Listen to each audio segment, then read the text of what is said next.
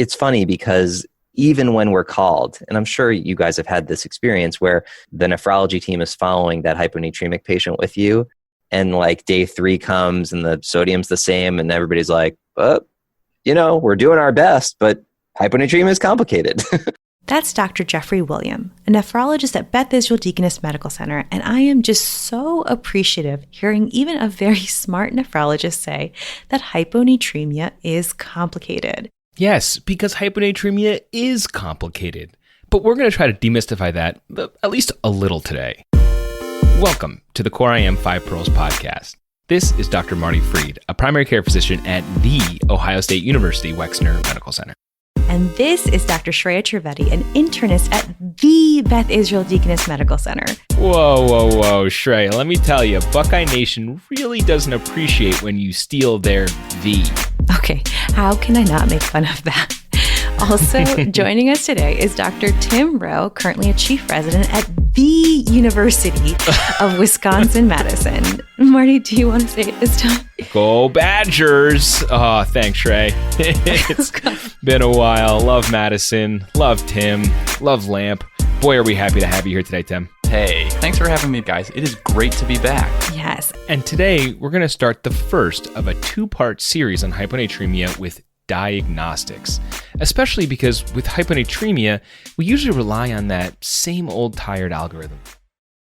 I find that algorithm that I was bequeathed by my residents when I was a med student about how, okay, first you figure out the volume status, then you figure out if it's ADH or not.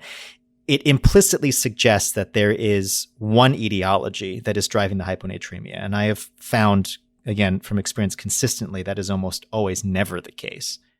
Core IM listeners might recognize that voice as our very own Dr. John Wong, Bellevue hospitalist, and of course, co-host of our Health Beats segment on Core IM. And so today, we wanted to break down hyponatremia a little differently by moving beyond rote memorization of that algorithm. And instead, think about what tests we're actually ordering and how they can help us describe what's happening to our patient physiologically. So that the next time you're admitting a patient with unexplained hyponatremia, we want you to think of these tests as like your 4 buddies, each with their own purpose and personality, kind of like the Beatles of hyponatremia. No. Hyponatremia labs are like the Avengers. Come on, Nick Fury's serum osms, Iron Man's urine osms. Okay. What about like Houses of Hogwarts? Nice. Or the Channel 4 News team? Or the A-team? I could do this all day. And with the look Shrey is giving me right now, I think we should get started on the questions we'll be covering. Yeah. Test yourself by pausing after each of the 5 questions. Remember, the more you test yourself, the deeper your learning gains. Pearl 1, General Diagnostic Approach. What are common pitfalls in the general approach to hyponatremia? Pearl 2, Serum Osmolality. What does serum osmolality tell you? Pearl 3, Urine Osmolality. What does the urine osmolality tell you, and how can you use it to help you understand if your intervention is working or not? Pearl 4, Urine Sodium. What does the urine sodium and urine urea tell you about the causes of hyponatremia, and are fractional excretions of sodium or urea useful? Pearl 5, Uric Acid. How can you use serum and urine uric acid levels in the diagnosis of hyponatremia? All right, Tim, start us off with a case. You got it, Shreya. So you're down in the ED seeing Miss Dee Havey P, who was just hospitalized for pneumonia. Her PCP sent her to the ED with a low sodium of 126 on follow-up labs. She's feeling much better since her discharge and notes that her cough and shortness of breath have totally resolved. So you quickly check to make sure she hasn't had any severe hyponatremia symptoms like confusion or seizures. But what should you do next? I don't know about you guys, but I'm looking back on her chart and hoping that her sodium has been low like this for ages. My feeling is if she's been cruising along with a sodium of 130 for the past 5 years or something, we're golden, right? Well, yes and no, Marty. So that chronicity has quite a bit of implications. So hyponatremia that is not acute is actually independently associated with gait disturbances, cognitive deficits, and even just straight up a higher mortality rate in a lot of diseases. So if it hasn't been worked up before, or if there's something we can do to improve it, it's definitely worth looking into. Okay, yeah, fair. I guess when I do see one of my patients in clinic with hyponatremia, I pause, cry a little bit deep on the inside, Yes. and pop open that dang up-to-date page again. But I mean, I guess like all things in internal medicine, the workup really starts with the good history, right? Yeah, the history is helpful when it's helpful. But, when it seems to go at odds with the numbers you're seeing, it's hard to know, which one to go with. I mean, obviously objective measurements are objective, and history is important, but subjective. You weren't there. You didn't see it when it happened. Yeah, I don't know about you guys, but I have definitely been burned on this before. Like, my patient gives me this classic history, but it just does not jive with the objective data I get back. This case that sticks with me from a couple of years ago, her sodium was in the low 120s, I think, on presentation. And she gave the admitting resident overnight a history of nausea, poor PO intake, and vomiting. Okay, this time I feel like I'm definitely walking into a trap. But still, the way he's describing that really has me locked and loaded on hypovolemia. Should we crack open a few liters of saline, just sort of see where it takes us, guys? She ended up getting a fair amount of intravenous fluid. And by the time I came onto the case in the morning, the repeat basic was already in progress. And when it came back, it was 116, and she ended up going to the MICU. Oh dear, that is unfortunate. So yeah, talk to your patient, but be ready for data that might change your mind. Yes, stay open-minded. And we can also get tripped up by the physical exam, because as good as we think our exam skills are, the reality is the clinical assessment only identifies hypovolemia and normovolemia about half the time. That's sort of like a crappy coin flip. So it seems like the history, the volume exam are more or less like hypothesis-generating activities. And then it's really going to be the diagnostic tests that are going to help prove or disprove our hypothesis. Yes. And speaking of diagnostics, let me tell you all about my hyponatremia nightmare. It's when I walk into the room to admit a patient with hyponatremia, only to see a bag of normal saline already hanging and urine pouring into the Foley bag. And all of this before any of the additional labs could be drawn. And my ED buddy is like, well, he looked a little bit dry to me. And I'm like, no, how do I get my precious data? Wait, can we go back to that urine a pouring line? I'm kind of getting like 12 Days of Christmas vibes here. Like, say, Lena hanging, urine a pouring, 5 confused medicine residents. You nailed it, Marty. Yes, very, very confused. Residents, attendings, the whole team. But seriously, should I even bother getting labs after fluids are already given? Yes, you should check all of it anyway. So my feeling is this isn't a disaster, right?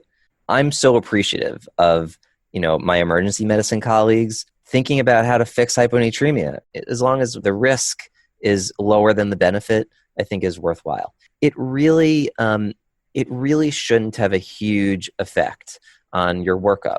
If they made it better, fantastic. You've made a diagnosis. Hypovolemic, like if they haven't made it better, then there's something still to think about. Yeah, and as a primary care doc, I'm a big fan of the old diagnosis by therapy strategy. A patient's response to treatment can be a hugely important diagnostic tool. Truth, but my hyponatremia pet peeve is when someone justifies not getting any hyponatremia labs because they got fluids in the ED. The worst. So this is my soapbox, right? If someone is still hyponatremic, you can still get a snapshot of what is keeping their sodium low with urine and serum studies. Certainly, I am better served by approaching it as a question of, can I diagnose the state? Basically, someone is hyponatremic because there are certain levers in the body that are causing this person to be hyponatremic. In other words, to have an excess of water relative to salt. What is the position of those levers? What is sustaining this person's state? That's what we're trying to understand. So wherever you start the process, whether it's when the patient first hits the door or 2 days of inpatient care, hoping the sodium is going to trend in the right direction, how should we be approaching hyponatremia? Mentally, I'm trying to understand where they are, on 2 axes that, if thought of together, comprise a Cartesian space. So on one axis is the ADH level. And then the other axis is, what is the patient's intravascular volume status? The reason why I try to encourage my residents to think about it this way is to reinforce the idea that you're not searching for a single etiology, you're trying to understand the state of the system. You know, the patient's hyponatremic, I get it. Why are they still this way? Okay, guys, I've got to own up and admit that I had to quickly Google Cartesian space there. That one's Same. just not in my everyday lexicon. But basically, we're talking about a two-dimensional coordinate system with ADH secretion on one axis and effective blood volume on the other. And we explicitly want to bring this up in the beginning of the episode because it really hammers home that in the real world, every patient's going to have several different contributors to their hyponatremia. Even if on the surface, it seems like your patient may be in the same bucket in the algorithm as the patient next door with hyponatremia. And so it's really going to be these diagnostic tests that are going to help you understand the degree to which ADH and effective arterial blood volume might be playing a factor. Whoa. I have so many questions right now, but I think that's where we should leave it for now. But don't worry, guys. We're going to spend a ton of time explaining this concept very soon. All right, let's wrap up Pro 1. With respect to the hyponatremia history and physical, even the most compelling stories can be limiting or even potentially misleading. That's right. And instead of the intimidating up-to-date algorithm, we find it useful to think about hyponatremia workup within this Cartesian space of ADH on the one axis relative to effective blood volume on the other, especially because the etiology of hyponatremia is often multifactorial. And so searching for a single algorithmic endpoint for clinically significant hyponatremia is often fool's gold. Boom. All right, Tim, bring us back with that case. Okay, so you've got a low sodium reading. So now what? The hospital you're working in reports a calculated osmolality with the BMP, and this comes back low at 267. Remember, guys, normal value is 285 to 295, so 267 is solidly below that lower limit of normal, and you add on a measured serum osm to confirm your calculated value. I'm not 100% sure which friend metaphor we're using here, but let's say serum osmolality is your Pikachu. It's not necessarily the best, but it's probably the first Pokemon you're going to start the game with. All right. Yeah, I think I see where you're getting with that, Marty, even if it clearly is Squirtle. But actually, I think of serum osms like Alfred, like Batman's butler. He wasn't always in the thick of it, but he was always there behind the scenes smoothing things over for the old Cape Crusader, and you definitely didn't want to sleep on what he was telling you. Yeah, regardless of what metaphor we're using, you definitely don't want to ignore what the serum osmolality is going to tell us, right? It's going to be our quality check, and it's going to tell us if it's true hypotonic hyponatremia. And in most cases of hyponatremia, we expect the serum osmolality to be low. But guys, I've kind of always memorized, okay, low serum osms, then real hyponatremia. But let's channel a little physiology Tony Brew here. Why do we expect that osmolality to be low? So I'm a big fan of channeling my inner Tony Brew here, but unfortunately, to answer that question, we're going to need to go back to that haunting serum osmolality equation. So sodium is the largest component of that equation. Remember, it's 2 times the concentration of sodium added to a fraction of the glucose and urea concentrations. Sodium here is making up the lion's share of the osmoles in that extracellular space. And if your patient's lab value of sodium is low, then we expect the measured serum osmolality to also be low. If it's not low, then it's either isoosmotic, I guess, or hyperosmotic. And if it's isoosmotic or hyperosmotic, you know that something else is contributing to that elevated osmolality, right? Because that's certainly not the sodium. And that's what keys you in. And as you go along, you can rule out these other things like hypertriglyceridemia or hyperproteinemia, or some examples where you can detect a myeloma or some other cancer where there's some extra immunoglobulins. And just to punctuate that, if you see low serum osmolality, you're golden. Pass go. Collect your $200 on the way to determining your etiology of true hyponatremia. Now, if you see a normal or an elevated serum osmolality, you got some work to do. That's right, Marty. But the first thing you've probably done, maybe without even thinking about it, is to glance at the BMP. If the BUN or glucose are significantly elevated, boom, there's your answer. Yeah, and if it's not one of those obvious osmoles in the basic metabolic panel, then go ask your patient about other commonly encountered osmoles like alcohol. Or if you find yourself wandering around a mix-up question, you might go looking for some toxic alcohols like methanol and calculate an osmolar gap. Okay, so this is treacherous territory we're approaching. I'm going to divert us before we get too far in. What else should we be thinking about here? So, when the serum osmolality is normal, you should also be thinking about pseudo-hyponatremia. You probably all remember this nuisance, which is really just a lab error. So if the serum osms are normal, check a lipid level for elevated triglycerides and look for a protein gap to consider paraproteinemias like multiple myeloma. Or it could even be extra proteins that we give, like IVIG. Any of those might be the cause of pseudo-hyponatremia. Ooh, IVIG, good one, Dr. House. So here's where things can get a little fun. And by fun, I mean tricky. And by tricky, I mean infuriating. Yeah, you know what perplexes me about osmolality is when I get back a normal serum osmolality in a patient who I believe has true hyponatremia. And I just get frustrated because the algorithm tells me, okay, it can't be true hyponatremia if that osmolality is normal. The algorithm is lying. Your frustration is so valid, Shreya. So think about a situation where you've got a patient with real hypotonic hyponatremia from beer potomania, but they're also acutely intoxicated with alcohol, right? So then the patient's osmolality might be normal, even though he truly does have hypotonic hyponatremia. Right. So the big teaching point here is that normal or high serum osmolality does not rule out a real hyponatremia may be going on. It just clues us in that there are other osmols around, like ethanol in the case Tim just mentioned. And there are multiple things at play. Think about it like this. It's sort of when you have a microcytic anemia and a macrocytic process going on, resulting in an overall normal MCV. So don't be tricked with a normal serum osm. We expect the serum osmolality to be low in hyponatremia. And we'll link a table in the show notes that has all the extra osmols to watch out for and which of those osmols actually change tonicity, something that dictates where that free water goes and causes hyponatremia. Yes, definitely check that out for some solid reinforcement. So let's talk about a rookie move that's often made with ordering serum osmolality. Yes, but only check it once, please. We get consulted on patients with hyponatremia, and when there's a daily serum osmolality, it's like, you don't need to do that. Like once you are confirming that the serum osmolality reflects that of the serum sodium, you're done. You don't need to be checking it every day to say, yep, it's still 2 times the serum sodium. Yep, guilty. I have definitely been on one of those teams that checks serum osmolality Q8 hours with all the other hyponatremia labs. Now that I know that serum osmols are just helping me rule out that there aren't other osmols or other offenders messing up the sodium, I'm kind of embarrassed we were checking it so often.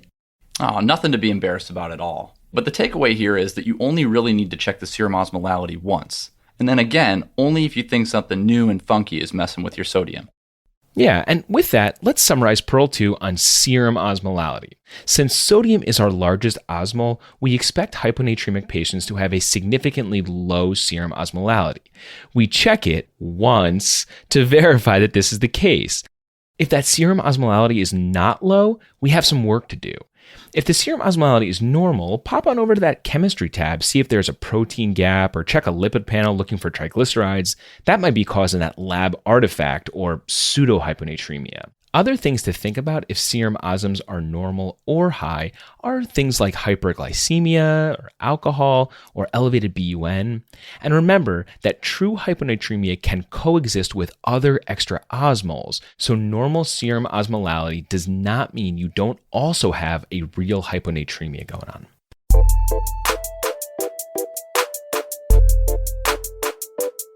All right, back in the emergency department where you're still conducting the most dramatic step-by-step hyponatremia evaluation in recent memory, your measured serum osmolality comes back low at 268, lining up with the calculated value and confirming your suspicion of true hypoosmolar hyponatremia. And at this point, we have to go back to what's been drilled into us from day one about hyponatremia. I make them stand up. I make them shout it from the rafters. Hyponatremia is a water problem. All right, everyone, let's stand up and repeat after Dr. William. Hyponatremia is a water problem.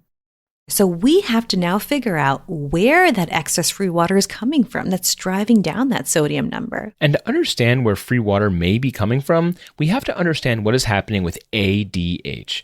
And if we want to get at ADH activity, which friend are we reaching for now? For me, urine osmolality and hyponatremia. That's where the money is. Okay, so clearly urine osmolality is the Iron Man of hyponatremia labs. Yeah, I mean, urine osmolality is the hyponatremia test of all tests.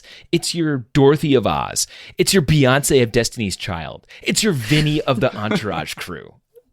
Right. And this is because urine osmolality is our window to what is happening to ADH in the body. If I was trying to explain ADH to like a first-year med student, I would basically say ADH makes your kidneys retain water. And the corollary to that is it makes you pee out a very concentrated urine. So what that means is when ADH is on, free water is being reabsorbed back into the body, leaving solute in the urine without water, making a spicy meatball, if you know what I mean. Okay, so basically the urine osm comes back high, you know ADH is on. Right. And on the flip side, if ADH is off, free water is being peed out, giving your patient dilute urine. And the urine osms here are going to be less than 100 to 200. Okay, so if the urine osm comes back low, ADH is off, right? Right. But the caveat that we want listeners to remember is that just for the sake of this podcast, we're using ADH on and off just to make it simpler to wrap our brains around. But in reality, this is not a binary thing. Thinking about it in terms of not just is the ADH low or is it high, but rather how high is the ADH? How bad is it? Is it like 400, which is just modest, or is it like 1200? Yeah, so in other words, you want to ask yourself, where is your patient on that ADH axis? Right. So is the urine osms really low, like less than 50, and so ADH is maximally suppressed? Or is the urine osm really high, close to 1200, and ADH is maximally on? Right. And there is a caveat to this that we should mention, and that's our patients with CKD or chronic kidney disease. So with longstanding kidney disease, there's a much narrower range for what we consider to be high and low urine osms. Renal insufficiency tends to compromise both the kidney's ability to dilute urine and its ability to concentrate urine. So whereas a healthy person's kidney ought to, in response to hyponatremia, dilute the urine down to like 50 or 75, and in response to hypernatremia, concentrate the urine up to like 1200. In someone with CKD, I know that that range is going to constrict. If they have CKD, then the most dilute that they might be able to make their urine might not be 50. It might well be 200 or 250. So I think that's how the presence of CKD affects my interpretation of the urine osms. So with that foundation, let's dive deeper into what urine osms means clinically. In the vast majority of cases, the story of hyponatremia is the story of ADH being on. But there are very few cases where ADH is not the driver of hyponatremia and not the driver of excess free water in the body. We're talking about cases that have high volume, low solute states. Right. So there are a few cases that when you get back a urine osms that's low, less than 100 to 200, and you're thinking ADH is maximally suppressed, you want to think about, say, a scenario where someone's taking in too little solute to eliminate free water. That's your tea and toast syndrome. Or a situation where someone's just taking an overwhelming amount of volume. Yeah, this is primary polydipsia. Or some combination of both. And that's your beer potomania. I don't know why, guys, but I used to think the tea and toast syndrome was rare. But what I learned when making this podcast is it can actually be kind of common and also is super under-recognized. I'm not surprised anymore, but I'm often struck by when patients feel unwell, what they do to make themselves feel better. They revert back to this sort of primal instinct, and I don't know how it was sort of inculcated in all of us, that we should be drinking lots of water.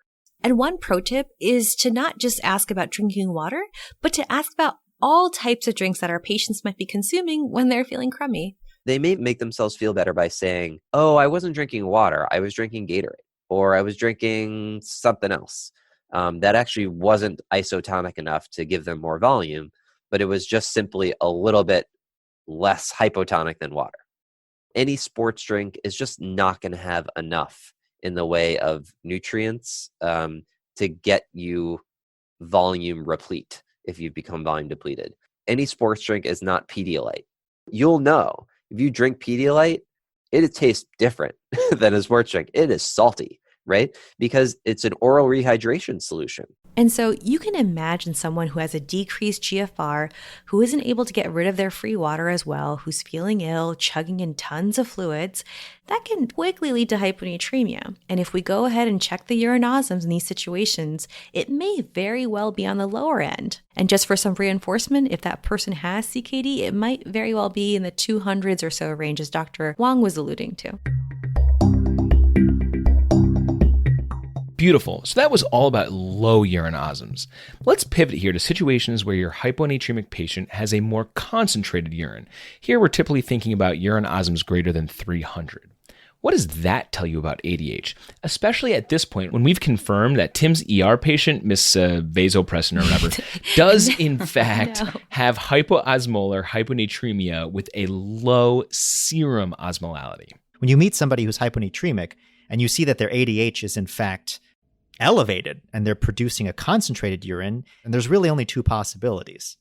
Either the body has chosen to sacrifice water homeostasis, osmolar homeostasis, to defend something even more important, i.e. volume status, intravascular filling, or there is something totally independent of that is causing the ADH to be high. And it could be something endocrinologic, or it could be the SIADH, or kind of what have you.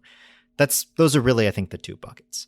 So what John is saying here is that when you get back a high urine osms, you know that ADH is being activated. And so then you got to decide, is it in response to low effective blood volume? Or is it being secreted independent of that stimulus, right? And one of which is the infamous syndrome of inappropriate ADH. Hold on to this, because our Pearl 4 buddy is urine sodium, and that rambunctious little fella is going to help us figure out if that ADH is appropriate or inappropriate. Yes, because there's a lot more to unpack with urine osmolality. It's going to have more uses than just being a snapshot into the ADH activity at any given moment. Yeah, so the real reason urine osms is my personal favorite is because you can actually use it to see if your intervention is working in real time. Like, say for example, you think you're dealing with a correctable cause of hyponatremia, like hypovolemia. If you're right, then giving your patients fluid will cause the urine osmolality to decrease, reflecting that ADH turning off. So each day, if I'm measuring a urine osmolality and I'm watching it go from 700 to 500 to 300 to 150, I know that that person is doing the right thing by their hyponatremia and they're going to get better. Okay. If it's not getting better, despite giving a liter after a liter after a liter of fluids because you think they're hypovolemic, guess what? They're not hypovolemic, right? If they were, their ADH would shut off and they would correct themselves. For the longest time, I honestly didn't know what we were doing with the urine osms that we were getting like every Q6, Q8 hours with the other hyponatremia labs. I didn't know that I could compare it with what the urine osms were pre-fluids or pre-diuretics and see if the intervention we were doing was working or not. Right. So remember, if we're on the right track, the urine osms will decrease over time because as ADH is turning off, free water won't be reabsorbed back into the body. And we should start seeing all that free water being peed out, making crystal clear urine with a low urine osmolality. That's all fine and dandy when everything kind of works out and we can actually collect urine on our patients. But I don't know about you guys, but I have been in so many situations where it's just really tough to collect urine sometimes. And I remember one time someone kind of just said, "Oh, Shreya, why don't you just go take a look at the urine?" And left it at that. I never understood why or what that was going to tell me. Oh, I love looking at the urine. Did I just make it weird in here, guys? No, it's okay. Tell us why you love looking at the urine. We have to look at the urine because the color and the quantity are like a proxy of urine osmolality and ADH activity. I think is potentially the easiest of tests, which is simply walking to the bedside and looking at their urine. Urine yesterday was, dark yellow, and today it looks like water, then you're in trouble, right? So if you go and you see that the urine has become concentrated and then dilute, they're correcting too quickly, right? They're peeing out water, they're correcting too quickly. Or maybe that's what you had intended. Maybe you were trying to shut off their ADH by giving them volume, and simply they're getting rid of their water because their ADH is shut off. All right, that is good to know. So looking at the change in urine output and urine color with more volume or it becoming less concentrated can clue us in that we're going in the right direction. But It can also tell us if we're going in the right direction too fast, right? Right. So if it goes from dark yellow urine to crystal clear within hours, you're in trouble. But remember, guys, the only problem with relying too heavily on visual inspection of urine is that there are other things besides urine osmolality that can affect urine color. Think about meds like rifampin or food like beets. So make your guesses, but still, you should check a urine osmolality. All right, guys, let's wrap up Pearl 3 on urine osmolality. So urine osmolality gives us a snapshot into ADH activity at any given moment. And there are two ways to use it. The first way is to answer, is ADH on or off? And if the urine osmolality is less than 250, that dilute urine means ADH is off. And the reason for excess free water in the patient is either a high volume intake or low solute state, or some combination of both. But most cases of hyponatremia, ADH is present. And that is usually urine osms greater than 300 or so. And so what that tells me clinically is that ADH is around either in response to some type of hypovolemia or it's ADH gone wild. And this is what we're going to dive to in a second with Pearl 4.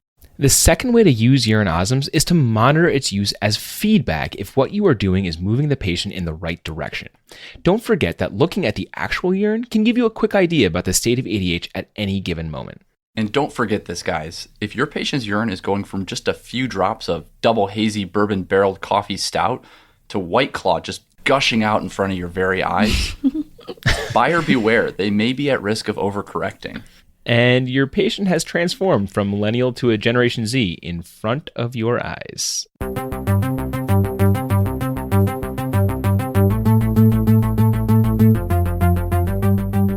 Returning to Miss Hay VP, our patient in the emergency department, we already know that she has hypoosmolar hyponatremia, and we added on that urine osmolality, which returns elevated at 600 milliosms per kilogram. And for those of you snoozing in the back row, remember, elevated urine osms means concentrated urine, which means ADH is dialed up.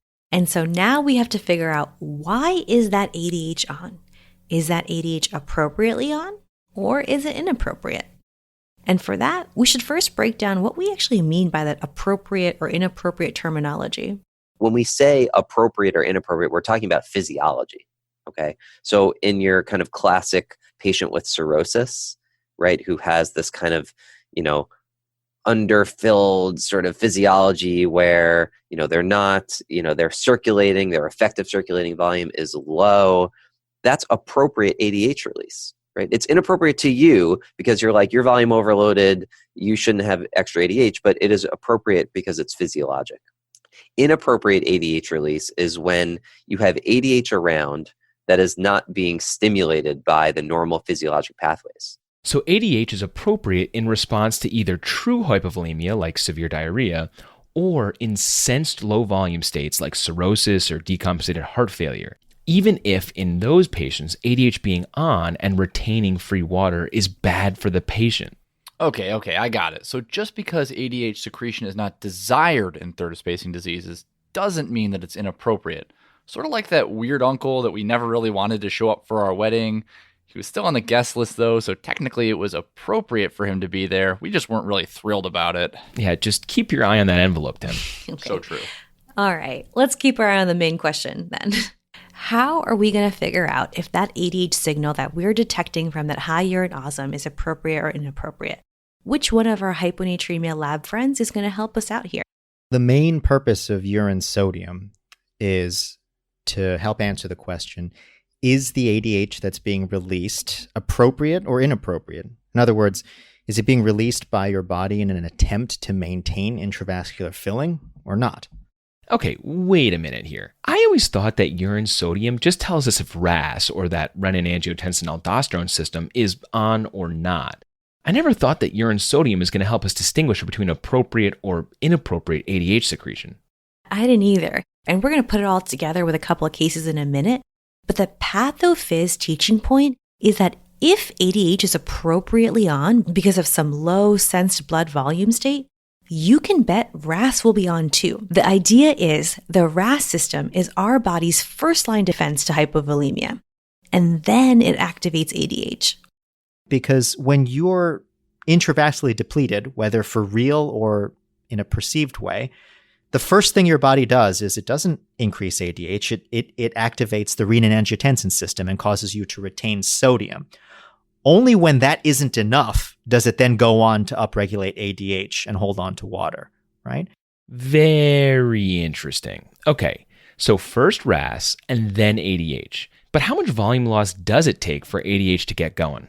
And we're not talking like a little bit of hypovolemia, like they're a little dry. Like it's got to be pretty severe hypovolemia, right? If you remember these curves you saw in medical school, like the ADH response doesn't really even kick in to like 10 to 15% blood volume loss.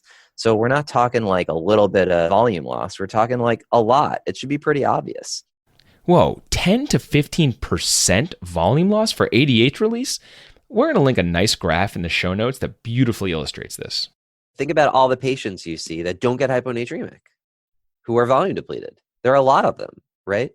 Probably most of them, in fact, that have like a UTI or whatever, and they're hypovolemic and they're hypotensive, but their sodium is fine, right? It hasn't been enough for them to get ADH release and, as a result, hyponatremic. So that really hammers home the point that if sense volume is low enough for ADH to be on, you can bet that RAS will be on as well. And that's where urine sodium can really help us. Okay, so real quick urine sodium basics here. The slam dunk thresholds here are a urine sodium of less than 20 and greater than 30, with a frustratingly common middle territory that we're going to get to in just a minute. If the urine sodium is below 20, we are fairly confident that those beans are sensing a low effective blood volume. If the urine sodium is low, then you can say with some certainty that they're sodium avid, and that means that the body wants to hold on to more sodium.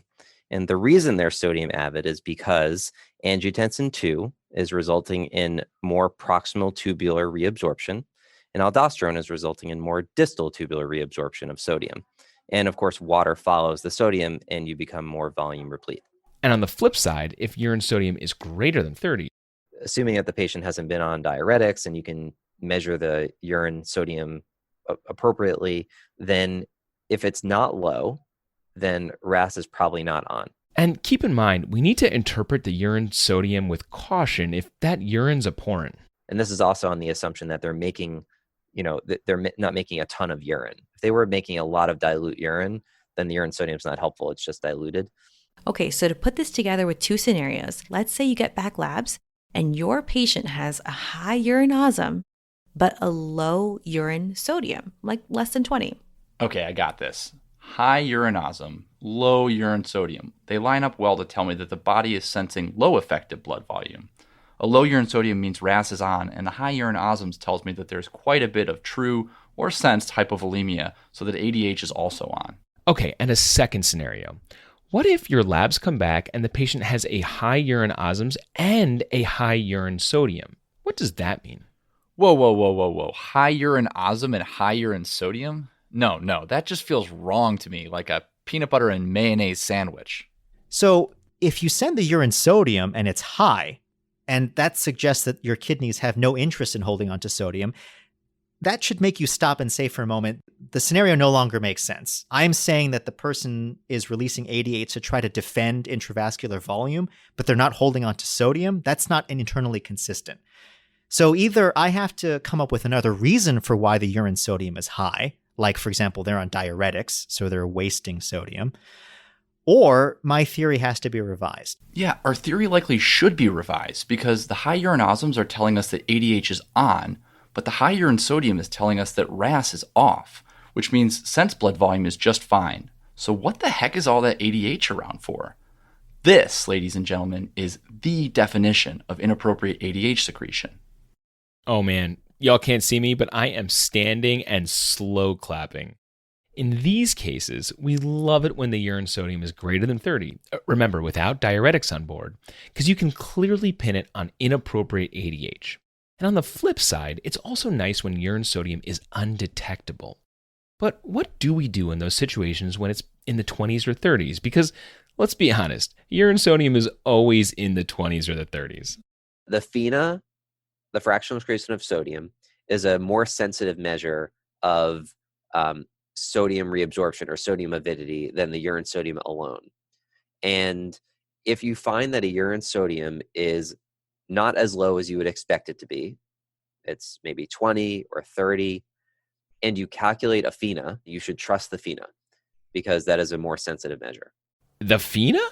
Of all the dramatics? The FeNA? This is an AKI guy, right? Am I wrong? What is happening here? I know, right? But remember, Marty, what FeNA really is. It's just a fancy equation that adjusts the urine sodium to the other solutes in the urine and the blood. We're all familiar with a FeNA of less than 1 suggesting that a patient's pre-renal, right? So yeah, we're all familiar with the use of FeNA in the context of acute kidney injury, right? Less than 1 suggests the patient's pre-renal, their kidneys are sodium avid. But there's no reason you can't use FeNA in the workup of hyponatremia. It's just that you can't use the same 1% cutoff as you would with AKI. And that's because, you have to remember, people with normal GFRs will have FeNAs of 1 or even less. And that's because the total amount of sodium that a healthy person filters is so high. So when you have a hyponatremic patient with normal kidney function, their FeNA will have to be much, much lower than 1 to convince you that they are sodium avid. How low? That's a subject of some debate, but it's probably somewhere between 0.5% and 0.15%. Okay, so what this boils down to is when your urine sodium is sort of indeterminate, check a FeNA. And if you get a value less than 0.5%, or if you really want to be on the safe side, 0.15%, you're done. RAS is on. And we also know that urine sodium interpretation isn't really valid in patients on diuretic therapy, since these drugs work by blocking the kidney's ability to reabsorb sodium. And just like when we get in a jam with patients with AKI, here comes urea to the rescue. We can use it with some degree of diagnostic accuracy of assessing the renin-angiotensin-aldosterone system in an indirect way. We want to do it through sodium, but we can't. So we use kind of a sort of a second cousin of sodium, because it sort of follows sodium in a lot of ways in the nephron. So we use urea because urea is not directly affected by diuretic use. So here, urea less than 55% is like a urine sodium less than 20 or a FeNA less than 0.5%. It points to RAS activation, sensed hypovolemia. And when it comes to supporting information for RAS activation, more is, well, more. You know, in the early studies where these cutoffs were established, the combination of urea less than 55% and FeNA less than 0.5% was better at predicting fluid responsiveness than either of those parameters alone. Ah, love me multiple data points to go by. But in addition to patients that are on diuretics and that messing up the urine sodium picture, there are other times where your patient might have a low effective blood volume and a high urine sodium. Remember, that just shouldn't go together. And it's going to be in rare scenarios like primary adrenal insufficiency, where both cortisol and aldosterone are deficient, and all that sodium is being peed out into the urine. Bringing back adrenal insufficiency. Love it, Trey. Okay, I think we're ready to summarize Pearl 4 on urine sodium. Yes. So, okay, what I'm taking away is that in patients with hypotonic hyponatremia, where there's a high urine osm and we know ADH is around reabsorbing free water, it's going to be the urine sodium that's going to help us answer 2 questions. 1, is that ADH appropriately on or inappropriate? And is that RAS system active or not?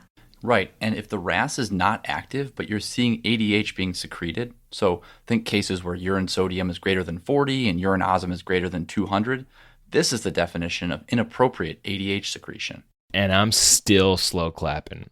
The other mind blower of this Pearl was the re-emergence of FeNA, but in hyponatremia.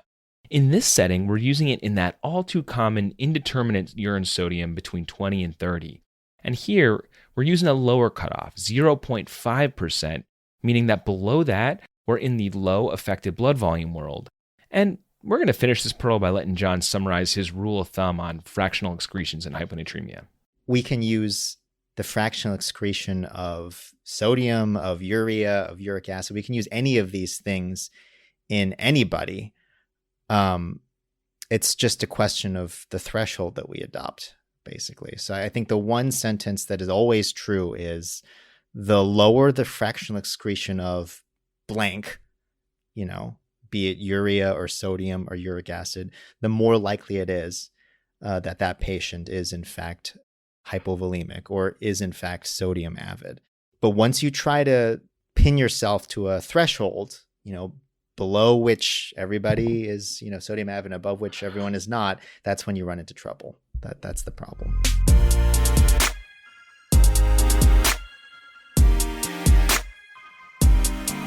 Let's pop back to our patient in the emergency department one more time. Remember, guys, we already found out she had a low serum osmolality and an elevated urine osmolality. And so we add on a urine sodium just to check if RAS is active, and wouldn't you know it, it comes back right in that indeterminate range at 26. And this is especially unhelpful because she says she might be on a thiazide, but she's not sure when she took her last dose. So now what do we do? Yes, of course it's 26, Tim, because it's always in the 20s. Here, we're going to reach for our last friend, which is serum uric acid. I like to think of this as your Yoshi of the N64 Mario Kart game. Hear me out here. It's probably not your first choice, right? So that's clearly Toad or Princess Peach if you're racing, and obviously Donkey Kong or Bowser if you're battling. Yoshi, like serum uric acid. If you're in a situation where you have to use it, you're not completely upset. Like a fourth line test kind of thing. You're totally in the dark, and you're like, I wish I had some other test. It turns out that the serum uric acid can actually give us something to break the tie between SIADH and something else. I have consistently found a serum uric acid level to be a valuable thing to send when I am working someone up for hyponatremia. Okay, so this is definitely a learning point for me. What's the mechanism here? Theoretically, SIADH is sort of a volume expanded state, although it doesn't have to be, right? You could be euvolemic and have SIADH, but the physiology seems to be predicated on the fact that the relative increase of volume in the plasma results in some dilution of the uric acid. So they tend to be hypouricemic and hyperuricosuric. So to translate that from nephrology speak to English, in SIADH, you'll tend to have low serum uric acid and high urine uric acid. I think I got that. Then the converse is true in volume depletion, where you are, reabsorbing a lot of it. Yeah, and the way I make it stick for myself, because urine acid handling can get quite complicated, is a watered down version thinking about how CBCs get concentrated when there's low effective blood volume states. So similarly, if somebody's volume down, I like to think that the serum uric acid gets concentrated, and that serum uric acid level is going to be high. I understand why you wouldn't want to send a serum uric acid level in someone with CKD, right? Those people are going to have baseline elevations in uric acid level. And the trouble doesn't stop with CKD either. An elevated serum uric acid can be high in a lot of things like gout, kidney stones, hypertension. Heck, it can even be higher in men than premenopausal women. But it's gonna be the low serum uric acid that can be helpful in SIADH. Usually, it's gonna be a serum uric acid level less than 4. And John has a very practical reason why serum uric acid is his favorite test. A lot of times people come in with hyponatremia and they've already gotten fluid, and you got the urine studies, and you're like, what am I going to do? I don't know how to interpret this. Well, guess what? At our hospital, the lab holds on to the blood for 7 days. So if I wanted to, I could add on a uric acid level to the very first basic metabolic panel they had before there was any confounding effect of treatment or time whatsoever. Whoa, that is actually brilliant. So before you guys go flooding your lab with requests for 7-day-old uric acid levels, be aware that there are a couple states to be mindful of when using uric acid this way. Right. So there are a few cases where we see serum uric acid being low, and it's going to be conditions like cirrhosis, right, where there might be reduced hepatic synthesis of it. And naturally, endocrinopathies are going to muck things up. So thyroid or adrenal disorders can also have a low uric acid. And then like random situations like renal salt wasting or cerebral salt wasting can also get a low serum uric acid. But for the most part, low uric acid level can be helpful in pointing toward SIADH and away from low effective blood volume states. And if you want a quick story to drive home how this test might be useful, let's hear from John again. It's very hard to argue with a low uric acid level. Like that is incompatible with hypovolemic hyponatremia. It's like flat neck veins and trying to tell me that the person has CHF. It does not make sense, The patient that I told you about, the one who went to the ICU, I added on the serum uric acid level. It was 2.2.